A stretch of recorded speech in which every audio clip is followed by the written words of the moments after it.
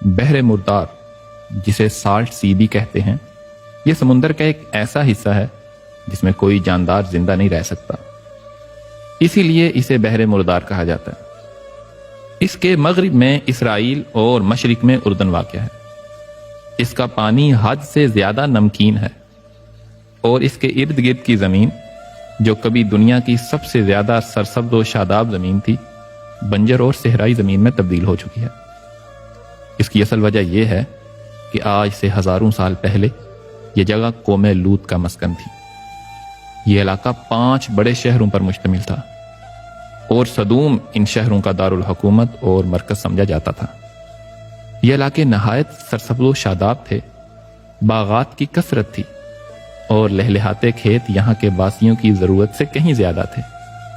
یہاں کے رہائشی بہت فاسق و فاجر، انتہائی بد فطرت، بے حد بد کردار اور بہت سے گناہوں میں مبتلا تھے۔ وہ راہگیروں کو لوٹ لیتے، سرعام برائیاں کرنے کے عادی تھے۔ دنیا کی کوئی ایسی برائی نہیں تھی جو ان میں موجود نہ ہو، اور یہ دنیا کی سرکش اور بد اخلاق قوم تھی۔ ان سب برائیوں کے ساتھ ساتھ انہوں نے بے حیائی کا ایک نیا کام شروع کیا، جس کا تصور بھی اس سے پہلے کسی انسان نے نہیں کیا تھا۔ چونکہ قوم لوط کی بستیوں میں بہت خوشحالی تھی، تو بہت سے لوگ مہمان بن کر ان آبادیوں میں آیا کرتے۔ شہر کے لوگوں کو مہمان نوازی کرنی پڑتی، اور یہ بات ان لوگوں کو بالکل بھی پسند نہ تھی۔ ان کے خیال میں ان کی بستیوں کے پھلوں، اناج اور سبزیوں پر صرف انہی کا حق ہے۔ ان کی خواہش تھی کہ دوسری بستیوں کے لوگ ان کے علاقوں میں نہ آئیں۔ یہ لوگ مہمانوں کی آمد سے بہت تنگ آ چکے تھے، مگر انہیں مہمانوں کو روکنے کی کوئی صورت نظر نہیں آ رہی تھی۔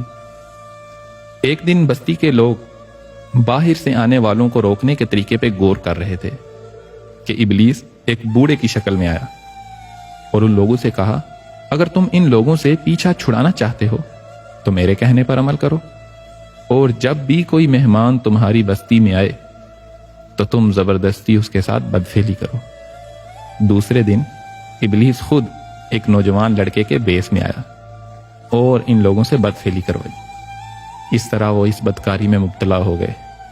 وہ کھلم کھلا یہ فعل کرتے اور پھر اس پر خوش بھی ہوتے، اور اس وقت اللہ نے سیدنا لوط علیہ السلام کو نبی بنا کر اس قوم کی اصلاح کے لیے بھیجا۔ آپ علیہ السلام سیدنا ابراہیم علیہ السلام کے بھتیجے ہیں۔ سیدنا لوط علیہ السلام نے قوم کو اللہ تعالیٰ کی عبادت کرنے اور اس حرام فعل کو ترک کرنے کی دعوت دی اور سمجھایا کہ یہ برائی ہے۔ اللہ تعالیٰ کا ارشاد ہے، وَلُوطًا إِذْ قَالَ لِقَوْمِهِ أَتَأْتُونَ الْفَاحِشَةَ۔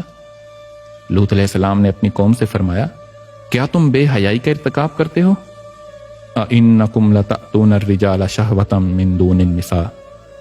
کیا تم اپنی نفسانی خواہش پوری کرنے کے لیے عورتوں کو چھوڑ کر مردوں کے پاس جاتے ہو؟ بل انتم قوم تجہلون، تم تو جاہل لوگ ہو۔ قوم پر لوط علیہ السلام کے وعظ کا کوئی اثر نہ ہوا، کسی نے بھی ان کی بات نہ مانی اور نہ ہی ان پر ایمان لایا، بلکہ وہ مزید ہٹ درمی کے ساتھ فخری انداز میں یہ کام کرنے لگے۔ انہیں سیدنا لوط علیہ السلام کا سمجھانا برا لگتا، لہٰذا انہوں نے سیدنا لوط علیہ السلام کو بستی سے نکال دینے کا ارادہ کیا اور دعوت و تبلیغ کے بدلے میں یہ جواب دیا، لَإِن لَّمْ تَنْتَهِ يَا لُوطُ لَتَكُونَنَّ مِنَ الْمُخْرَجِينَ۔ اے لوط، اگر تم باز نہ آئے تو تم ضرور شہر بدر کیے جانے والوں میں سے ہو جاؤ گے۔ سیدنا لوط علیہ السلام اس جواب پر مایوس ہونے کے بجائے قوم کو راہ راست پر لانے کی کوشش میں مصروف رہے، لیکن اس قوم نے خود ہی عذاب کا مطالبہ کر دیا اور کہنے لگے، قَالُوا ائْتِنَا بِعَذَابِ اللَّهِ إِن كُنتَ مِنَ الصَّادِقِينَ۔ اگر تم سچے ہو تو ہم پر اللہ کا عذاب لے آؤ۔ قوم کے اس مطالبے کے بعد سیدنا لوط علیہ السلام کو یقین ہو گیا کہ اب یہ راہ راست پر آنے والے نہیں، تو انہوں نے اللہ عز و جل سے دعا کی، رب انصرنی علی القوم المفسدین۔ اے میرے رب، ان فساد کرنے والی قوم کے مقابلے میں میری مدد فرما۔ اللہ تعالیٰ نے لوط علیہ السلام کی دعا کو قبول فرمایا اور فرشتوں کے ذریعے آپ کی مدد فرمائی۔ یہ فرشتے پہلے سیدنا ابراہیم علیہ السلام کے پاس آئے اور انہیں ایک دانشمند بیٹے کی بشارت سنائی۔ سیدنا ابراہیم علیہ السلام نے فرمایا، اللہ کے بھیجے ہوئے فرشتوں، تمہارا اس کے علاوہ اور کیا مقصد ہے؟ وہ کہنے لگے ہم گناہگار قوم کی طرف بھیجے گئے ہیں تاکہ ان کو ہلاک کر دیں۔ دراصل سیدنا ابراہیم علیہ السلام فکر مند تھے کہ دراصل وہاں سیدنا لوط علیہ السلام بھی تو ہیں۔ فرشتوں نے ان کی فکر مندی اس بات سے ختم کی کہ لَنُنَجِّيَنَّهُ وَأَهْلَهُ إِلَّا امْرَأَتَهُ كَانَتْ مِنَ الْغَابِرِينَ، ہم ان کو اور ان کے گھر والوں کو بچا لیں گے سوائے ان کی بیوی کے کہ وہ پیچھے رہنے والوں میں سے ہوگی۔ فرشتے سیدنا ابراہیم علیہ السلام سے رخصت ہوئے اور سورج غروب ہونے کے قریب سدوم پہنچے۔ فرشتوں نے سیدنا لوط علیہ السلام سے مہمان بننے کی اجازت مانگی۔ سیدنا لوط علیہ السلام نے سوچا کہ اگر میں نے انہیں اپنے پاس نہ ٹھہرایا تو کوئی دوسرا انہیں اپنا مہمان بنا لے گا۔ مفسرین لکھتے ہیں کہ یہ فرشتے سیدنا جبرائیل علیہ السلام، میکائیل علیہ السلام اور اسرافیل علیہ السلام تھے۔ سیدنا لوط علیہ السلام کی بیوی قوم سے ملی ہوئی تھی۔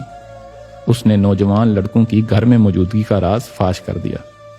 یہ سن کر بستی والے دوڑے ہوئے سیدنا لوط علیہ السلام کے گھر پہنچے۔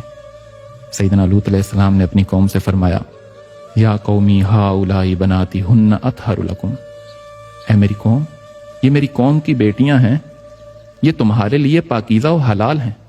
فاتقوا اللہ ولا تخزونی فی ضیفی، اللہ سے ڈرو، مجھے میرے مہمانوں کے بارے میں رسوا نہ کرو۔ الیس منکم رجل الرشید، کیا تم میں کوئی بھی نیک سیرت آدمی نہیں ہے؟ یہ سن کر وہ لوگ بولے لقد علمت ما لنا فی بناتک من حق، تم اچھی طرح جانتے ہو ہمیں تمہاری بیٹیوں سے کوئی غرض نہیں ہے۔ وَإِنَّكَ لَتَعْلَمُ مَا نُرِيدُ، اور جو ہماری چاہت ہے اس سے تم بخوبی واقف۔ اس کے بعد لوگ گھر کی طرف دوڑے ہوئے آئے۔ سیدنا لوط علیہ السلام نے گھر کے دروازے بند کر لیے۔ لوگوں نے گھر کا گھیراؤ کر لیا اور ان میں سے کچھ لوگ تو گھر کی دیوار پر بھی چڑھنے کی کوشش کرنے لگے۔ فرشتے یہ سب منظر دیکھ رہے تھے۔ پھر فرشتوں نے حقیقت سے پردہ اٹھاتے ہوئے فرمایا اے لوط، ہم آپ کے رب کے بھیجے ہوئے ہیں، یہ لوگ آپ تک ہرگز نہ پہنچ سکیں گے۔ آپ اپنے گھر والوں کو رات کے کسی حصے میں لے کر نکل جائیں اور کوئی بھی مڑ کر پیچھے نہ دیکھے۔ ہاں، اپنی بیوی کو ساتھ نہ لینا، یقیناً اسے بھی وہی عذاب پہنچنے والا ہے جو انہیں پہنچے گا، بے شک ان کے عذاب کا مقررہ وقت صبح کا ہے۔ سیدنا لوط علیہ السلام حقیقت جان کر مطمئن ہو گئے اور اپنے اہل خانہ کے ساتھ رات ہی کو نکل گئے۔ قوم لوط سیدنا لوط علیہ السلام کے گھر کا دروازہ توڑنے پر بضد تھی، تو سیدنا جبرائیل علیہ السلام نے اپنے پر کا ایک کونا انہیں مارا جس سے وہ اندھے ہو گئے۔ یہ خاص عذاب ان لوگوں کو پہنچا جو سیدنا لوط علیہ السلام کی طرف بدنیتی سے گئے تھے۔ صبح عام عذاب میں پوری قوم تباہ ہو گئی۔ قرآن پاک میں ارشاد ہے وَلَقَدْ رَاوَدُوهُ عَنْ ضَيْفِهِ فَطَمَسْنَا أَعْيُنَهُمْ، ان لوگوں نے لوط علیہ السلام سے ان کے مہمانوں کو چھین لینے کا ارادہ کیا تو ہم نے ان کی آنکھیں اندھی کر دیں۔ اب میرے عذاب اور ڈرانے کا مزہ چکھو۔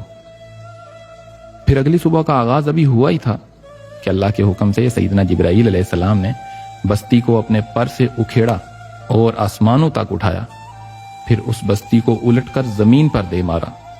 اس کے بعد ان پر پتھروں کی بارش ہوئی، ہر پتھر پر مرنے والے کا نام لکھا ہوا تھا۔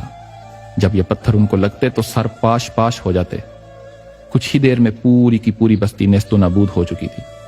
اللہ سبحانہ ہوا تعالیٰ نے قرآن مقدس میں ارشاد فرمایا فَلَمَّا جَاءَ أَمْرُنَا جَعَلْنَا عَالِيَهَا سَافِلَهَا، پھر جب ہمارا حکم پہنچا تو ہم نے وہ بستیاں الٹ دیں۔ وَأَمْطَرْنَا عَلَيْهَا حِجَارَةً مِّن سِجِّيلٍ مَّنْضُودٍ، اور اس زمین پر کنکر کے پتھر برسانا شروع کیے جو لگاتار گر رہے تھے۔ قوم لوط کی ان خوبصورت بستیوں کو اللہ نے ایک انتہائی بدبودار اور سیاہ جھیل میں تبدیل کر دیا جس سے رہتی دنیا تک کوئی فائدہ نہیں اٹھایا جا سکتا۔ دنیا کی حسین ترین بستیوں میں آباد قوم لوط کو اللہ سبحانہ ہوا تعالیٰ نے 2200 قبل مسیح نیست و نابود فرما کر دنیا کے لیے عبرت کا نشان اور عقل و شعور رکھنے والوں کے لیے نصیحت بنا دیا۔